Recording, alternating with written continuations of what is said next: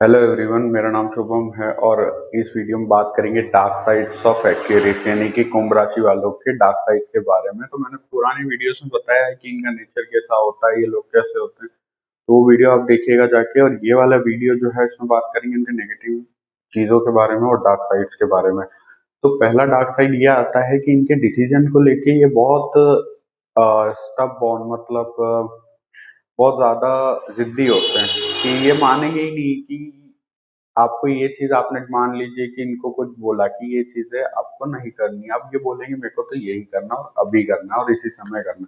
और इन्होंने जब ठान लिया तो ये उस डिसीजन से इतना हार्शली काम करेंगे उस पे कि यही चाहिए तो बस यही चाहिए, इसके अलावा तो वो कुछ हो ही नहीं सकता। और उस चक्कर में ना ये अपने आप को कट कर लेंगे लोगों से, एक इमोशनल डिस्टेंस बना लेंगे, एक माहौल क्रिएट कर देंगे कि सामने वाला इमोशनली बर्डन फील करता है इनके साथ में।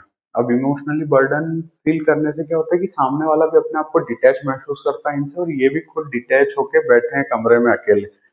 अब ना इनसे कोई बात कर रहा है, ना ये किससे बात कर रहे हैं। तो दोनों चीजों में ना अ, इनके थॉट्स भी शेयर नहीं हो पा रहे हैं, और ये भी इतने जिद्दी हैं कि बस एक ही बात पे अड़े हुए हैं। तो सामने वाला भी इनसे इमोशनली कतरा रहा है कि अब रो रहा है तो रोने दो इसे। तो ऐसा सामने वाला आपके लिए सोचने लग जाता है, मतलब कुंभ राशि वालों के लिए, कि ये रो रहा है तो इसे रोने दो, फिर क्या मतलब इसे बताने से, इसको समझाने से, समझ में तो आना नहीं है। तो ऐसा इमोशनल डिटैचमेंट आप क्रिएट कर लेते हैं। दूसरा, ये जो डिसीजन है आपका बहुत रिजिड, मतलब बहुत खराब हो जाता है स्टबबॉर्ननेस, मतलब जिद्दीपने से, कि आप सोचते हैं कि ऐसा मैंने क्या कर दिया। मतलब आपका जो डिसीजन है ना वो ही आपको खुद सोचने में मजबूर कर देता है, लेकिन फिर आप सोचते हैं नहीं नहीं मैंने जो किया था वो तो सही था। ऐसा नहीं करना है।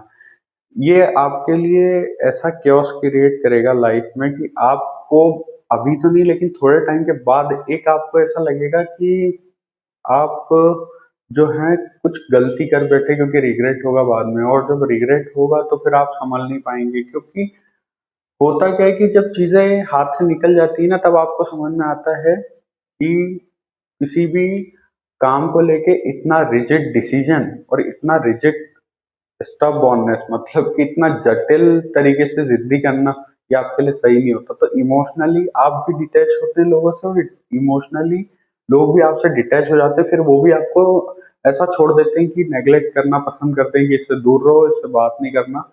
और फिर यही चीज ना आपके लिए एक मेंटल प्रेशर क्रिएट करती है।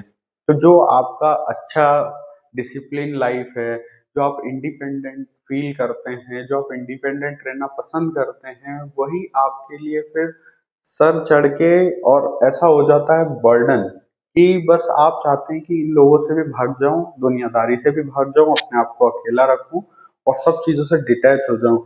फिर जो ओवर थिंकिंग आपकी चालू होती है वो आपको इमोशनली भी ड्रेन करती है, मेंटली भी ड्रेन करती है। तो इन चीजों का आपको ध्यान रखना है कि ये आपको नहीं करना है। थोड़ा सा केयरिंग रहें दूसरों के लिए इमोशनली, थोड़ा सा अपने डिसीजन को, यूं नहीं कह रहा हूं कि मैं पूरा अपना नेचर बदल लो, लेकिन थोड़ा सा नरमता होनी चाहिए, फ्लेक्सिबिलिटी होनी चाहिए। फ्लेक्सिबिलिटी लाएंगे, सामने वाला भी इमोशनली आपसे बेटर फील करेगा और आप भी उसके लिए बेटर फील करेंगे। और जो अब मेरे बाकी वीडियोस जो हैं, मैंने पूरे डार्क साइड्स 12 राशियों के बनाए हैं और मैंने अपलोड किए हैं। तो आप उन्हें देखिएगा, आपके फैमिली फ्रेंड्स में भी उन्हें शेयर कीजिएगा, और मेरा चैनल लाइक कीजिएगा, सब्सक्राइब कीजिएगा, कमेंट कीजिएगा, क्योंकि आने वाले और भी दूसरी सीरीज में अभी स्टार्ट करने वाला हूँ। तो तब तक के लिए लाइक करें, शेयर करें, कमेंट करें। Thank you so much.